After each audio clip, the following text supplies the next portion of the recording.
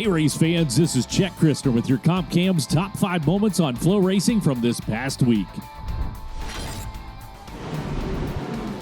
30. Look at this drive off of turn number 2 by Liggett. Where did he find that traction? We've got ourselves a new leader with 5 to go. Austin Liggett takes over.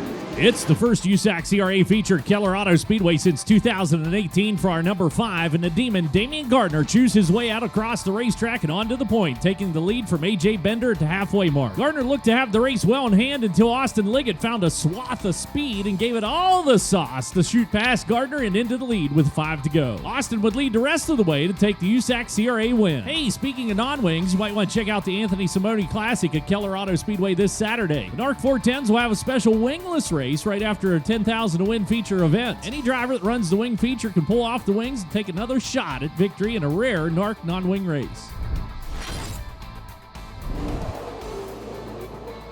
Oh boy, Keith Day Jr. end over end down the back straightaway. We head to Ocean Speedway for our number 4, where things are off to a less than stellar start for Keith Day Jr. when he slips the cushion, tags the wall, and rolls down the back chute in qualifying. Feature event time, and Tanner Carrick grips it and rips it around the hub to snag the lead for Max Mitrick. Action ground to a halt with 11 to go when Gabe Garcia exited stage left in a tumble that parked him on top of the wall. Carrick would refire just fine and went on to win his 2nd straight in Watsonville.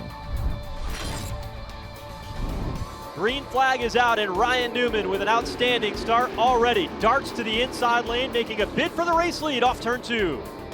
Race number 2 on the season for those super sexy wheeling modifieds is our number 3, and while Richmond Raceway would produce 8 different lead changes amongst 6 different drivers, our eyes were on 3rd-generation racer Tommy Catalano up front looking for his first wheeling modified tour win. Catalano would lead, give up the lead, and then recapture the lead to lead a grand total of 69 laps, but 3-time champ Justin Bonsignor would come to call with 10 laps to go. Catalano's car was starting to fade, but Bonsignor was quality in motion, down on the inside, cruising past Tommy and right into victory lane.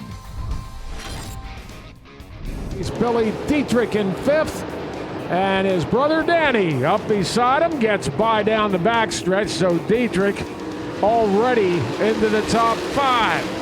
We're off to the fabulous Lincoln Speedway for our number 2, where the bus driver is set to take them all to school one more time. From the 10th starting spot, Danny Dietrich started making meat and potato moves in what looked to be a vegetarian world, driving by cars like they were tied to a post. 2 laps in, he's already up to 5th, and by 3 laps, he's in 2nd. 4 laps in, he catches leader Robbie Kendall and blows past him into turn number 3. We're now 5 laps in, got a new leader, and Dietrich's riding off into the sunset. Back behind, it was a 3-wide battle in the field, and Kendall's trying to hang on to a top 5 finish when he gets pivoted into turn number 1. He manages to keep it moving, but up front it's the Double D show as Danny Dietrich picks up his 2nd win of the year in the Pigeon Hills.